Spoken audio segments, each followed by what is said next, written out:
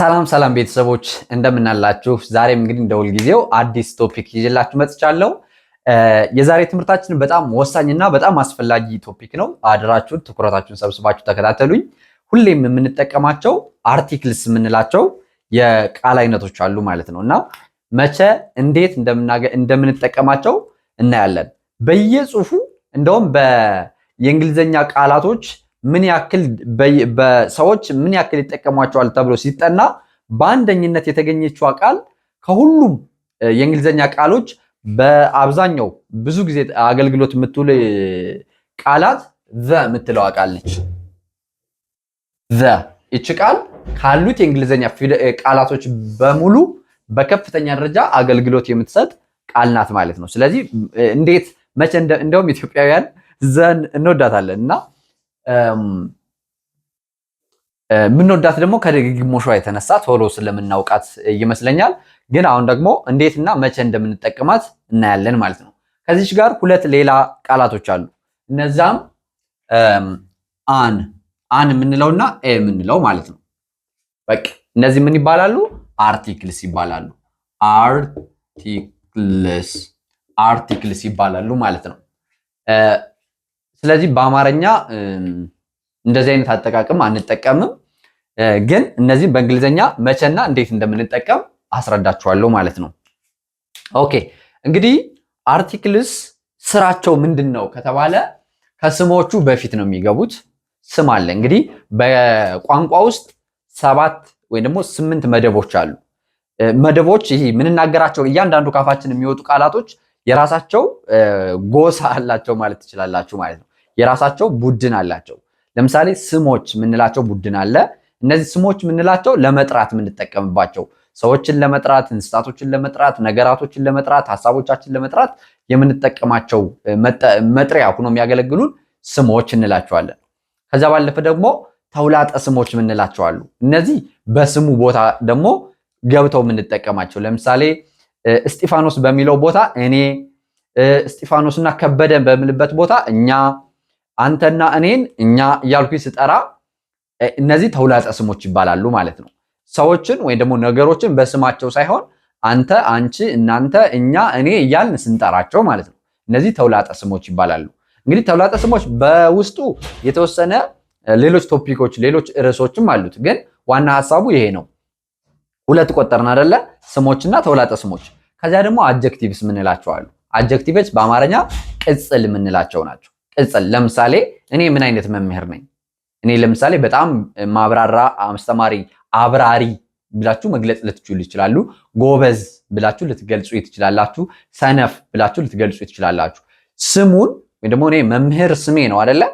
መምህሩ ሰነፍ መምህር፣ ጎበዝ መምህር፣ የሆነ ትልቅ መምህር፣ ትንሽ መምህር እያላችሁ መምህሩን ስለ መምህሩ መረጃ የምትሰጡበት ቃል ጎበዝ፣ ሰነፍ፣ ትልቅ፣ ትንሽ፣ ብዙ እያላችሁ የምታፍራሩበት መንገድ ገላጭ ይባላል በአማርኛ። በእንግሊዝኛ አጀክቲቭ እንላቸዋለን ማለት ነው።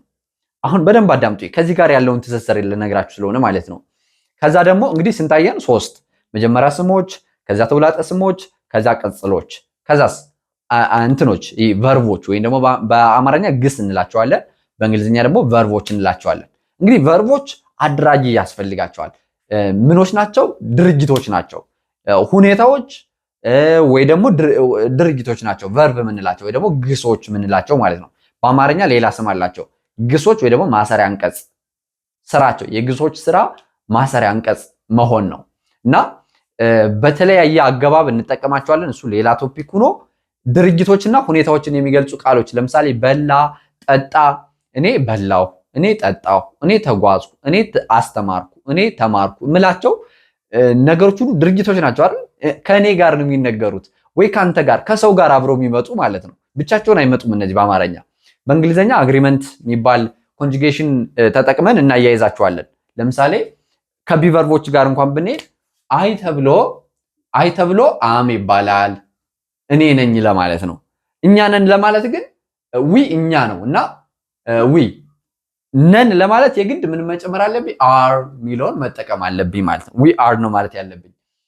ዩ ሚለው ቃል የሚስማማው አር ነው። ዘይ የሚለውን በተመሳሳይ ዘይ አር። ሺ ተብሎ ሺ ኢዝ ነው የሚስማማው። ሺ ተብሎ ኢዝ ነው የሚስማማው። ሂ ተብሎ ኢዝ ነው የሚስማማው። ኢት ተብሎ ኢዝ ነው የሚስማማው። አያችሁ፣ ይሄ ስምምነት ነው። ስምምነት ማለቴ እኔ ነኝ ስልና ለምሳሌ በአማርኛ ነህ መሆንን ስንገልጽ እኔ ካልኩኝ ነኝ ነው የሚባለው። እኛ ካልን ነን ነው አይደል የሚባለው። እሱ ካልን ደግሞ ነው፣ እሷ ካል ናት፣ እነሱ ካል ናቸው አይደል የምንለው። ልክ ይህን አይነት ግንኙነት ለመፍጠር አብሮ የሚሄደውን ቨርቡን አብረን ማወቅ አለብንና ለብቻው ቨርቡ ለብቻው አይመጣም፣ አገልግሎቱ አይታወቅም። ይቺ ቃል በራሷ በአማርኛ ምን ማለት ናት ብትሉኝ እንደ ሳብጀክቱ ይወሰናል ነው የምላችሁ። ለምን ከፊቷ ያለው ቃል ነው ዋናውን ምን ማለት እንደሆነ የሚያሳውቃት። ቨርቦች እንደዚህ አይነት ናቸው። ለምሳሌ ኢት የሚለው ቃል እዚህ እንመጣና ይሄ ኢት ይላል አይደለ? ኢት ማለት መብላት ማለት ነው። ኢት መብላት፣ ግን መብላት የሚለውን ነው እንጂ መናገር የምችለው ለእኔ ለአንተ ከሰባቱ ከሰዎች ጋር ስንጠቀማቸው እንዴት እንደሆኑ ግን ማወቅ አንችልም። እሷ በላች ለማለት ሺ የሚለውን እዚህ ላይ መክተት አለብኝ። ሺ የሚለውንና ከዚህ ደግሞ ኤስ የምትል መጨመር አለበት። ስለዚህ ይችን ቃሏን ብቻዋን አውቃችሁ እንደፈለገ መጠቀም አትችሉም። ምን ማወቅ አለባችሁ? ኮንጁጌሽን ይባላል፣ ወይ ደግሞ አግሪመንቱን ማወቅ አለባችሁ ማለት ነው። ቨርቦች እንዴት እንደሚያገለግሉ ማወቅ አለባችሁ። ልብ ብላችሁ ስሙኝ አደራ። እንግሊዝኛ በጣም ቀላል ነው፣ ግን እንዴት እንደምትጠቀሙት ማወቅ ይኖርባችኋል። ለምሳሌ ኢት የምትለዋን ቃል ለሁሉም ልመሰረትላችሁ። አይ ተብሎ፣ ዊ ተብሎ፣ ዩ ተብሎ፣ ዘይ ተብሎ፣ ዘይ እነዚህን ብላችሁ ዘይ ተብሎ ኢት ነው የሚባለው። ኢት ነው የሚባለው። ስለዚህ ለሁሉም ተመሳሳይ ነው። አይ ኢት ነው የሚባለው፣ ዊ ኢት ነው የሚባለው፣ ዩ ኢት ነው የሚባለው፣ ዘይ ኢት ነው የሚባለው። በሌላ በኩል ደግሞ ይህን ልክፈለውና ሺ ሂ ከዛ ኢት፣ እነዚህ ተብሎ ደግሞ ኢትስ ነው የሚባለው። እንደዚህ ራሱ ይሆንና ኤስ ይጨመርበታል ማለት ነው።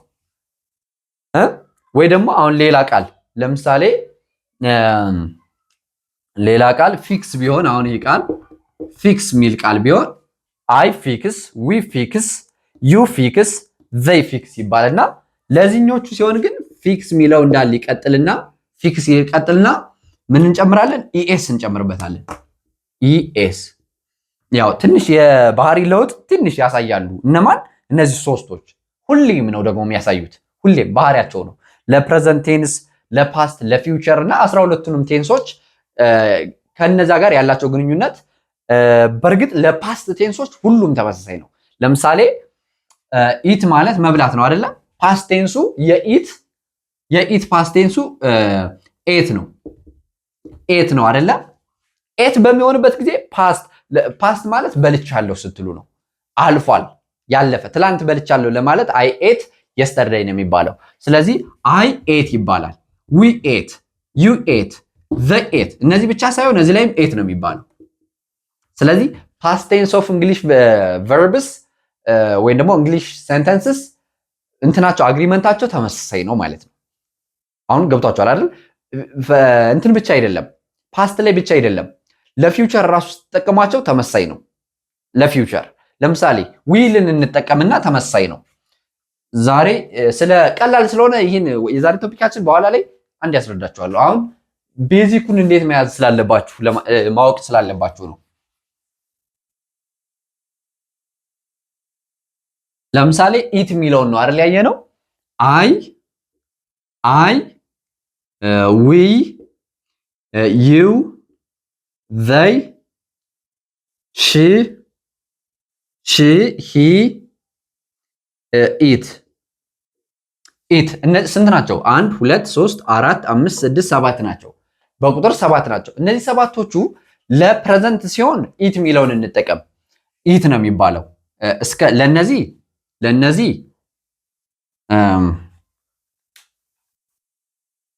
ለነዚህ ኢት ነው የምንጠቀመው። ኢት እንጠቀማለን። ለነዚህ ደግሞ ኢትስ ነው የምንጠቀመው። ኢትስ እንጠቀማለን። አያችሁ ልዩነቱ? ኤስ ጨመርኩ ማለት ነው። ሺ ኢትስ ነው የሚባለው፣ ሂ ኢትስ ነው የሚባለው፣ ኢት ኢትስ ነው የሚባለው ማለት ነው። ሌላኛው አይ ኢት፣ ዊ ኢት፣ ዩ ኢት፣ ዘይ ኢት ይባላል ማለት ነው። አሁን ወደ ፓስት እንሂድ። ይህ ፕሬዘንት ላይ ነው። ያው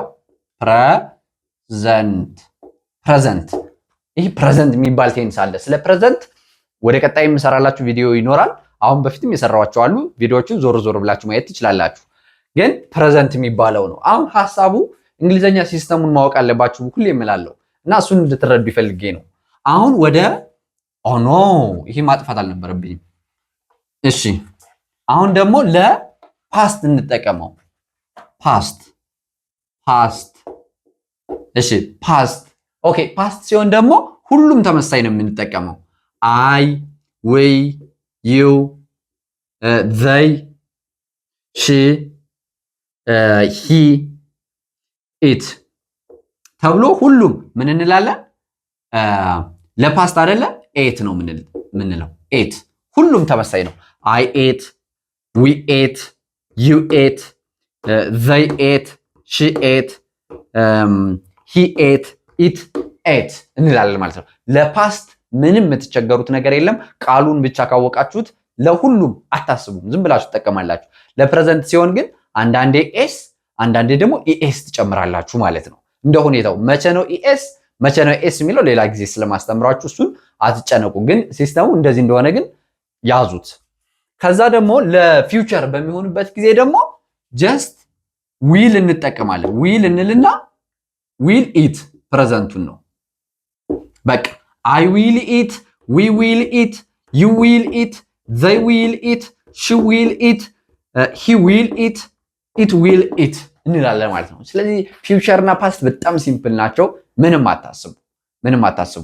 ምናልባት የሚያሳስባችሁ ፓስት ላይ እንትን ምንድነው ይሄ ፕሬዘንት ላይ ኤክስ እንትን ምንድነው ኤስ እና ኢኤስ የምንጨምርበት መንገድ ለነማን ለሰርድ ፐርሰን ሲንጉላር እንላቸዋለን። እነዚህ ያው ስለ ፐርሰንም ማስተምር ያለው እሱን ተመልሳችሁ ማየት ትችላላችሁ። ሰርድ ፐርሰን ሲንጉላር ይባላሉ እነዚህ ሰርድ።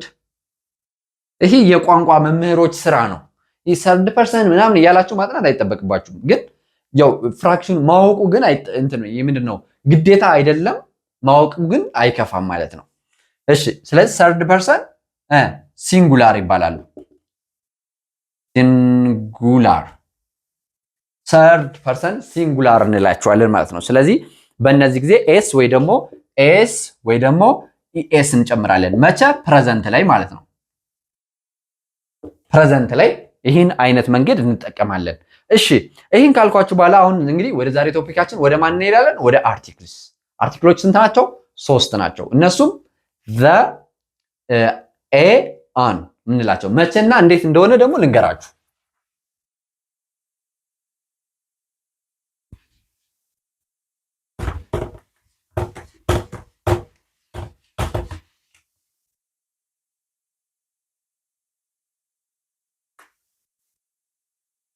እሺ እንግዲህ አርቲክልስ ማለት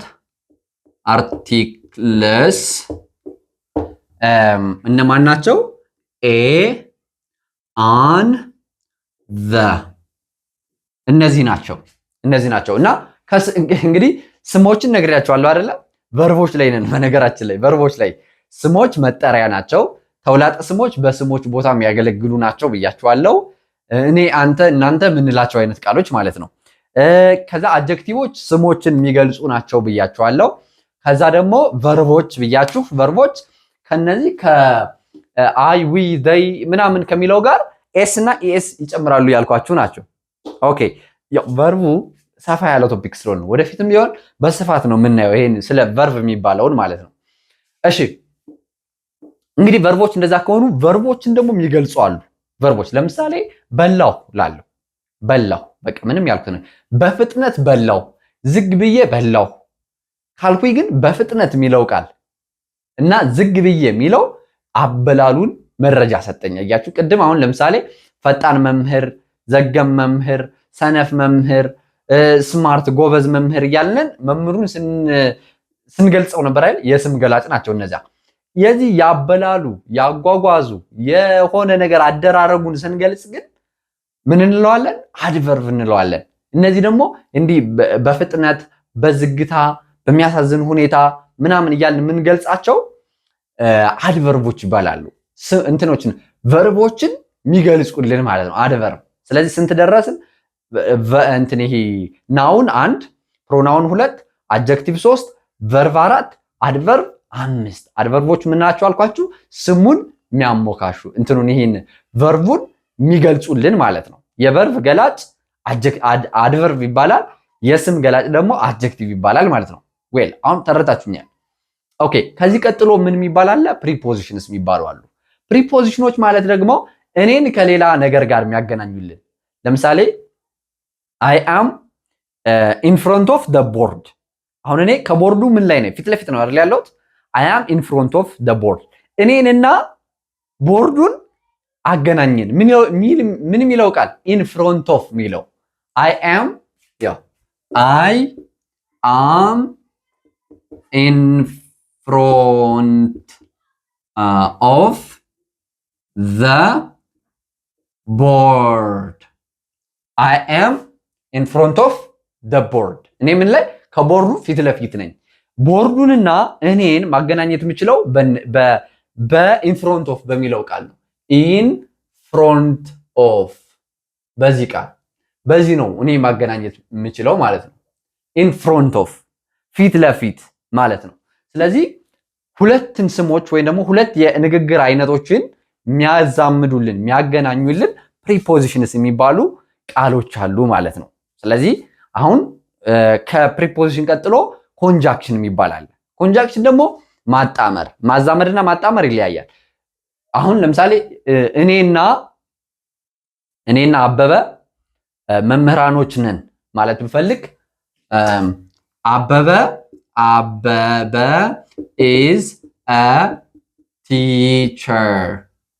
አበበ ኢዝ ኤ ቲቸር። አበበ መምህር ነው ማለት ነው። ከዛ አይ አም አ ቲቸር።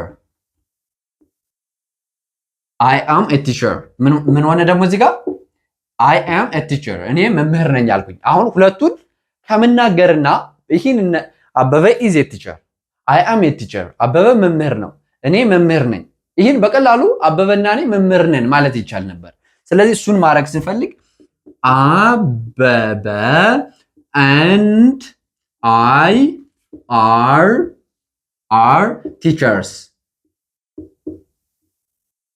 አያችሁ፣ ይህን አንድ አረፍተ ነገር አድርጌ ቀለል ባለ ሁኔታ ይችን ኤንድ የምትለዋን ኮንጃክሽን በመጠቀም ቀለል ያለና ለመናገርም ሆነ ለማዳመጥ አሪፍ የሆነ ንግግር አደረግኩኝ ማለት ነው። ስለዚህ እንደዚህ እንደ ወይም እና ምንላቸው የቃል አይነቶች ኮንጃክሽንስ ይባላሉ። በአማርኛ መስተጻምር ይባላሉ ማለት ነው። ኦኬ ያው ፕሪፖዚሽኖች መስተዋድድ ነው የሚባሉት፣ እነዚህ መስተጻምር ይባላሉ። ኦኬ የመጨረሻው ኢንተርጀክሽንስ ወይ ደግሞ ቃል አጋኖ ምንላቸው ናቸው። ዋው እንዴ ምናምን እያለን ንግግሮቻችን ላይ ስሜት የምንጨምርባቸው አነጋገሮች ምን ይባላሉ? ኢንተርጀክሽን ይባላሉ ማለት ነው። ስለዚህ ቃላቶች 8 መደቦች አሏቸው። እነዚህ 8 መደቦች ማን ይባላሉ? ናውን ይኸውላችሁ የፓርትስ ኦፍ ስፒች ልበላችሁና ወይ ደግሞ የቃል ክፍሎች ፓርትስ ኦፍ ስፒች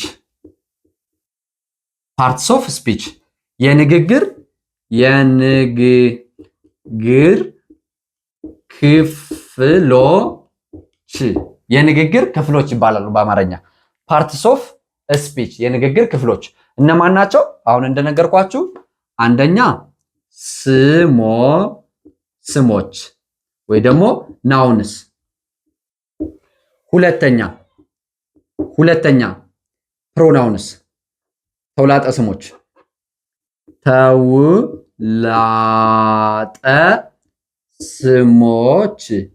ተውላጠ ስሞች ምን ማለት ነው?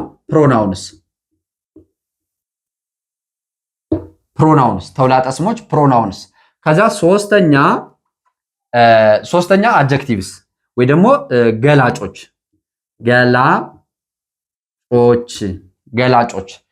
እሺ ገላጮች ምንድን ናቸው?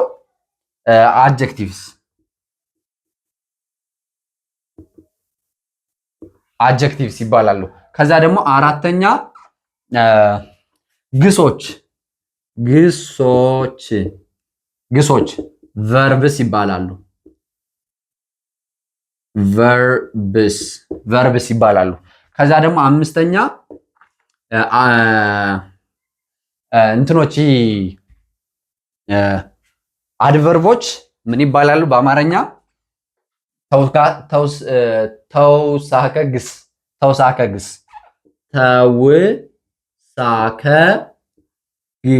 በአማርኛ ስማቸው ይገራርም ነው። ተውሳከ ግስ ደግሞ አድቨርብስ ምንላቸው ናቸው። ከዛ ስድስተኛ ግስ ከዛ ኢንተርጀክሽን ፕሪፖዚሽንስ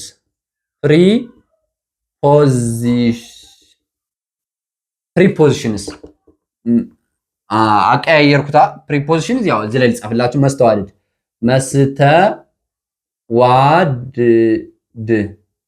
መስተዋድድ ይባላሉ ፕሪፖዚሽንስ። ከዛ ሰባተኛ መስተጻምር መስተጻምር ምን ማለት ነው? መስተጻምር ምንላቸው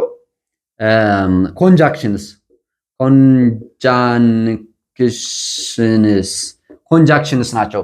ከዛ ስምንተኛ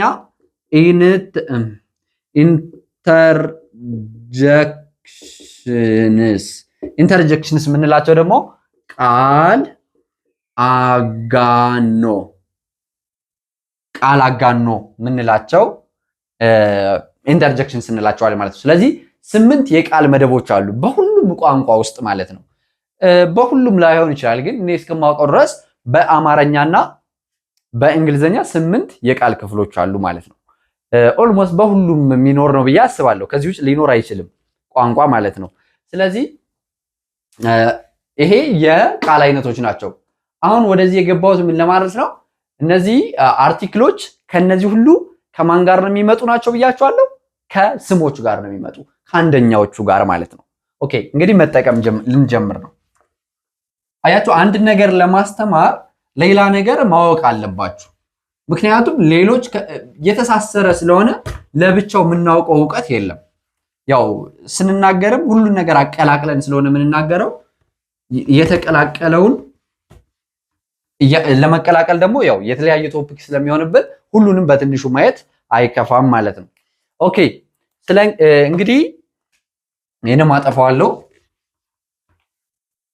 እሺ እንግዲህ እነዚህ ለምሳሌ ስሞች ካት ድመት ማለት ነው። ዶግ ውሻ ማለት ነው። ከዛ ካው ላም ማለት ነው። ከዛ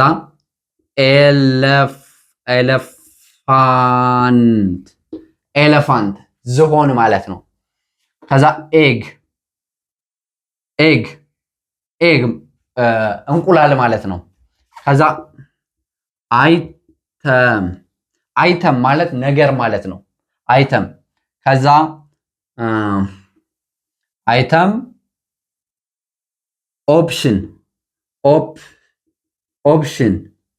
ኦፕሽን ምርጫ ማለት ነው። ስለዚህ እነዚህ ቃሎች አሉ። የሁለቱ አገልግሎት ምንድነው? ለአልታወቀ ላልተለየ ነገር የምንጠቀማቸው ናቸው። በአማርኛ እንዴት እንደሆነ ላሳያችሁ። ለምሳሌ ካት የሚለውን እንውሰድና ካት ምንድነው? ድመት ነው። ካት ምንድነው አልኳችሁ? ድመት ማለት ነው። ኦኬ እንግዲህ ዝም ብለን ድመት ስንል ምን እንላለን? ካት ይባላል። ድመት ለማለት ኤካት ይባላል። ድመቱ ካልነን ግን ድመቱና ድመት ተመሳሳይ ነው? ኖ አይደለም። ዘካት እንላለን። ዘካት ማለት ደግሞ ድመት ሳይሆን የምንለው ድመቱ ሴት ከሆነችም ድመቷ ለማለት ይሆናል ማለት ነው። ድመቷ ወይ ደግሞ ድመቱ ለማለት እያመለከቱ ነው ራሱ ምላችሁ። እንደዚህ ለማመልከት ምንጠቀምባት ትባላለች ማለት ነው። ኦኬ አሁን በዚህ መሰረት ሌላኛው እነዚህ በቫወል በኢ የሚጀምሩ በኢ በአይ በኦ የሚጀምሩ ቃሎች ምንድናቸው? ቫውል ሌተርስ ናቸው ወይ ደግሞ ቫውል ሳውንዶች ናቸው። ስለዚህ ቫውል ሳውንዶች ከሆኑ በማን እንጠቀማለን? አን እንላለን። ኤ ተብሎ ኮንሶናንት ነው። አን ተብሎ ደግሞ ቫውል። አን ኤግ አን ኤግ ስንል ምን ማለታችን ነው?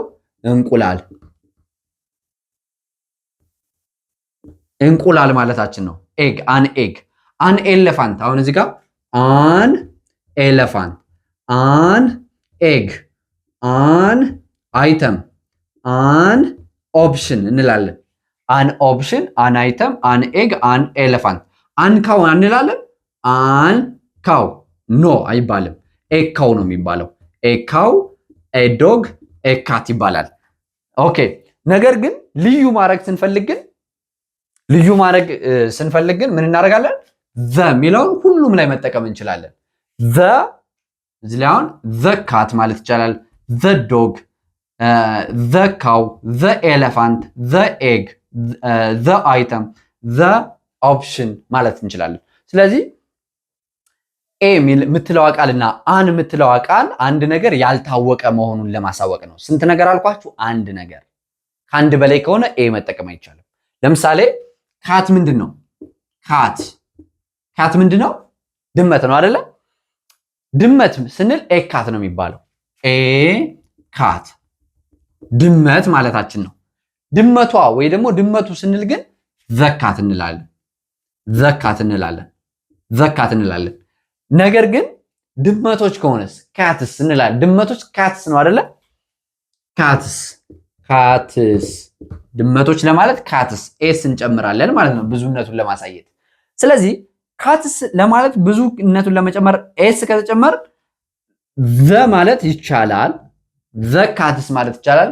ኤ ካትስ አይባልም፣ ለብዙ ነው። በተፈጥሮዋ እነዚህ የሚያሳዩት አንድ ማለት ነው። ገብቷችኋል? ኤ እና አን ማለት አንድ ማለት ነው። ኤካት ካልነን አንድ ድመት ማለታችን ነው። ኤዶግ ካልነን አንድ ውሻ ማለታችን ነው። ኤካው ካልነን አንድ ላም ማለታችን ነው። አን ኤሌፋንት ካልነን አንድ ዝሆን ማለታችን ነው። አን ኤግ ካልነን አንድ እንቁላል ማለታችን ነው። አን ኦፕሽን ማለት አንድ አማራጭ ማለታችን ነው። አን አይተም አንድ ነገር ማለታችን ነው። አን ወይ ደግሞ ኤ የአና የኤና የአን ልዩነቱ አገባብ ነው እንጂ ትርጉሙ ሁለቱም አንድ ማለትን ያሳያሉ። ዘ የምትለዋ ግን አርቲክል አልናት እንጂ ማመልከትን ነው የምታሳየው። ቁጥር ጋር ግንኙነት የላትም። ስለዚህ ላልታወቀ አንድ ነገር ምን እንጠራለን? ኤ ወይ ደግሞ አን እንላለን። ለታወቀም ሆነ ላልታወቀ፣ በነገራችን ላይ የታወቀ ነው እንትኑ። ዘ የሚለው ደግሞ ቁጥሩ ነጠላም ይሁን ብዙ የሚቆጠርም ሆነ የማይቆጠር ዘ የሚለው ቃል እንጠቀማለን። ምክንያቱም ስራው ከቁጥር ጋር ሳይሆን ዘ የሚለው ከማመልከት ጋር ስለሆነ ማለት ነው። አይ ቲንክ እንግዲህ አረፍተ ነገር ትንሽ እንመስረትና አሳያችኋለሁ። ለምሳሌ ምን ማለት ትችላላችሁ? አይ ሲ the cat ይላል። አያችሁ? አይ ሲ the cat እኔ አልኩኝ። እኔ the cat ምንን ያመለክታል ብያችኋለሁ? ድመቱ ሚል ወይ ደግሞ ድመቷ ሚል ነው የሚያመለክተው ማለት ነው። አይ ሲ the cat ስል ድመቷን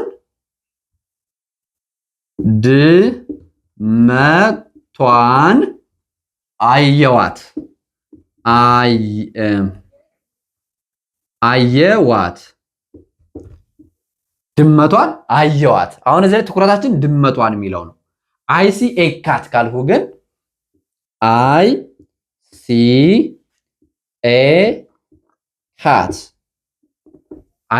ኤ ካት ካልኩ ግን ድመቷን ሳይሆን ምለው ድመት አየሁ ነው ምላችሁ።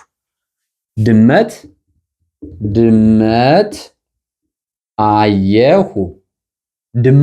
አየሁ እላችኋለሁ። ስለዚህ ድመት አየሁ የሚለውና ድመቷን አየዋት የሚለው ይለያያል። አያችኋ? ድመቷን እና ድመት የሚለው ላይ ስትመለከቱ ለውጥ የፈጠረች እዚህ ላይ ኤካት የምትለዋ ድመት። የቷ ድመት? ምንም አትታወቅም። ድመት አየሁ ነው ያልኩኝ። ድመቷን ካልኩ ግን እናንተና እኔ እናውቃታለን ማለት ነው። ድመቷን አየዋት እያልኩ ነው። ድመት ስለምናውቀው ነገር ስለምናወራ ማለት ነው። ሌላኛው ሌላኛው ስለ ለምሳሌ ኤሌፋንት እንበል። ኤሌፋንት አይ ሲ ዘ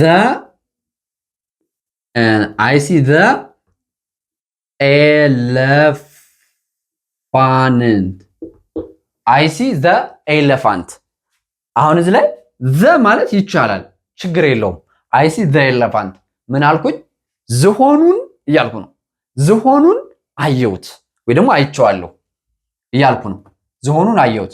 ከዛ አይ ሲ አን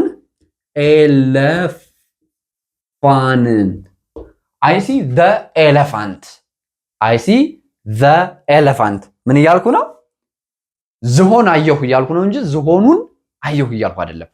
ስለዚህ የአንና የኤ አንና ኤ የታለ? ዘካት ኤካት። ያው እዚህ ላይ አሁን ኤካት ካልኩኝ ድመት ነው ያልኩኝ፣ አን ኤሌፋንት ካልኩም ዝሆን ነው ያልኩኝ ማለት ነው። ስለዚህ አንና ኤ ተመሳሳይ አገልግሎት ነው ያላቸው ማለት ነው። ዘ የሚለው ግን ለሁሉም ይገባል። ለምሳሌ አይ ሲ ካትስ ይቻላል። አይ ሲ ዘ ካትስ። አሁን አይ ሲ ካትስ በምል ጊዜ አንንም ሆነ አን ወይም ደግሞ ኤ አልተጠቀምኩም እዚህ ላይ ማለት ነው። ባዶ ናት። እዚህ ላይ ባዶ ናት። አያችሁ፣ ምንም የለም። አይ ሲ ካትስ ድመቶች አየሁ ማለት ይሆናል። ድመቶች አየሁ ማለት ይሆናል። አይ ሲ ዘ ካትስ ካልኩ ግን ድመቶችን፣ ያው ብዙ ሆኑ እንጂ ድመቶችን አየሁ ማለት ይሆናል። ስለዚህ አይ ሲ ካትስ ማለት ድመት አየሁ ማለት ሲሆን አይ ሲ ዘ ካትስ ደግሞ ድመቶች አየሁ ማለት ይሆናል ማለት ነው። ስለዚህ ይሄን ለመረዳት እኔ ረጅም ጊዜ ወስዶብኛል። ስለዚህ እናንተ ረጅም ጊዜ እንዳይወስድባችሁ ስለነዚህ ሰርችላችኋለሁ ማለት ነው። ስለዚህ ዘ የሚለው ለፕሉራልም ሆነ ለሲንጉላር ማገልገል ይችላል። ያው ዘ አመልካች ነው ብዬ ልጻፍላችሁ በአማርኛ። አመልካች ነው። አመልካች ነው። ስለዚህ አመልካች ከሆነ ዘ ካት ስላችሁ ምን እያልኩ ነው? ድመቷ እያላችሁ ነው። ድመቷ ከዛ ታውት ከዛ ደግሞ ኤ ወይ ደግሞ አን ኤና አን አመልካች አይደሉም። የማያመለክቱ ልትሏቸው ትችላላችሁ። የማያመለክቱ ናቸው ማለት ስለሚታወቅ ነገር አይደለም የሚያወሩት፣ ስለማይታወቅ ነገር ነው የሚያወሩት ማለት ነው። ድመት ስንል ምንም በቃ አናውቅም። ድመቷ ስንል ግን ስናውቃታለን። ለዛ ነው። ስለዚህ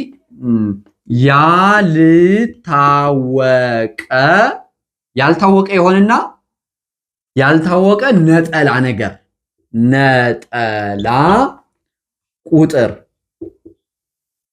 ያልታወቀ ነጠላ ቁጥር ነው የሚያመለክቱት ማለት ነው። ለብዙ ነገር አንጠቀማቸውም። በቃ አሁን ምን ማለት ነው? ለምሳሌ ኤካት እንላለን። ከዛ አን ኤግ እንላለን። ለምሳሌ ኤካት ድመት ለማለት ነው። አን ኤግ ምን ለማለት ነው? እንቁላል ማለት ነው። ስለዚህ ሁለቱም የታወቁ አይደሉም። ዝም ብለን ጠራናቸው እንጂ እናንተ አታውቁትም። እኔ ነኝ የማውቀው። ለምሳሌ እንቁላል አየሁ ካልኩ እኔ ነኝ ያየሁት፣ እናንተ አላያችሁትም። አይ ሲ ዘ ኤግ ካልኩ ግን እንቁላሉን አየሁት ካልኩ ግን እናንተም ያን እንቁላል ታውቁታላችሁ ማለት ነው። ስለዚህ እነዚህ ግን ነጠላ ቁጥር ነው። በተመሳሳይ ካትስ ማለት ይቻላል። ኤካትስ አይባልም። ኤ ተብሎ ካትስ አይባልም። ተጠንቀቁ። ኤካትስ አይባልም። አን ኤግስ አይባልም። ይህንም አስተውሉ። አን ኤግስ ኤካትስ አይባልም። ኦኬ አሁን እንግዲህ ዘ ግን ይባላል። ዘ ካት ይባላል። ዘ ካትስ ይባላል። አያችሁ ዘካትም ይባላል ዘካትስም ይባላል።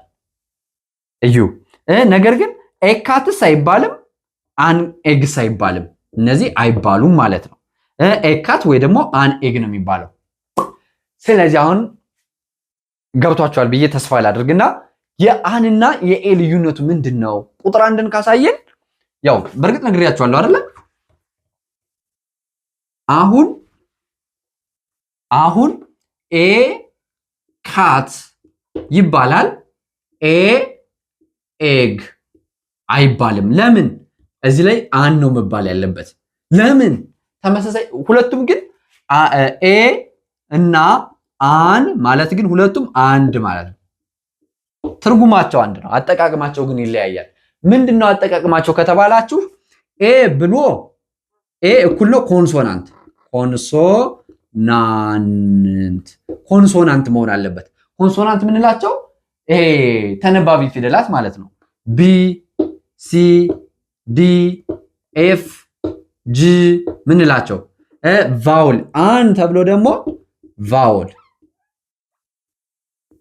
ቫውል ናቸው። አን ተብሎ ቫውል ነው የሚባለው። ቫውል ምንላቸው ደግሞ አምስት ናቸው። ቀላል ነው። ኤ ኢ አይ ኦ እና ዩ እነዚህ ቫውል ይባላሉ። ከቫውሎች ጋር ማን ያገለግላል?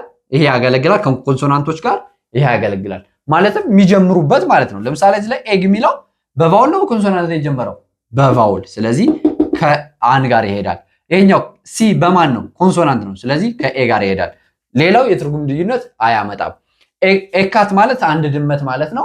አን ኤግ ማለት ደግሞ አንድ እንቁላል ማለት ነው። ስለዚህ አንድ ማለት ነው። አገባቡ ብቻ ልዩነት አለው ማለት ነው።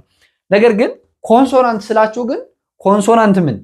ኮንሶናንት ሳውንድ ይዛችሁኛል።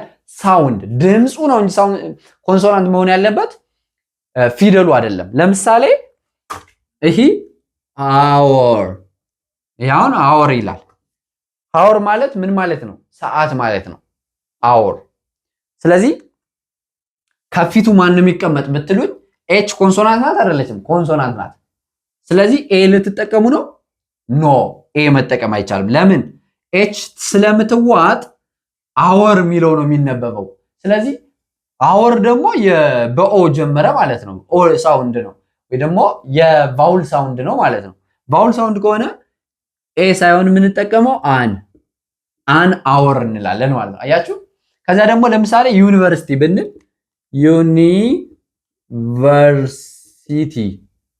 ዩኒቨርሲቲ ማለት አሁን በዩ ነው አይደለ የጀመረው። ዩ ደግሞ ቫውል ናች። ነገር ግን ዩ በሚለው የዋይ ድምፅ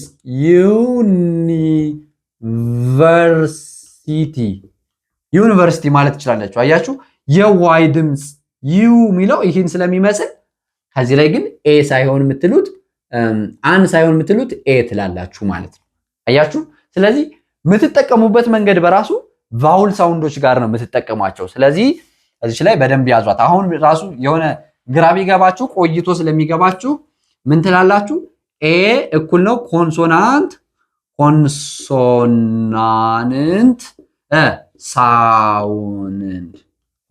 ሳውንድ። አን እኩል ነው ቫወል ሳውንድ። በቃ አሁን ስለ አርቲክል ያላችሁን እውቀት ጨረሳችኋል ማለት ነው። ከአሁን በኋላ ምንም ያሳስባችሁ ነገር የለም። በልብ ሙሉነት መጠቀም ትችላላችሁ። ሁሉንም ነገር አሳይቻችኋለሁ ማለት ነው። ነገር ግን በአገላለጽ ምክንያት ያልገባችሁ ነገር ሊኖር ከቻለ በኮመንት አሳውቁኝ።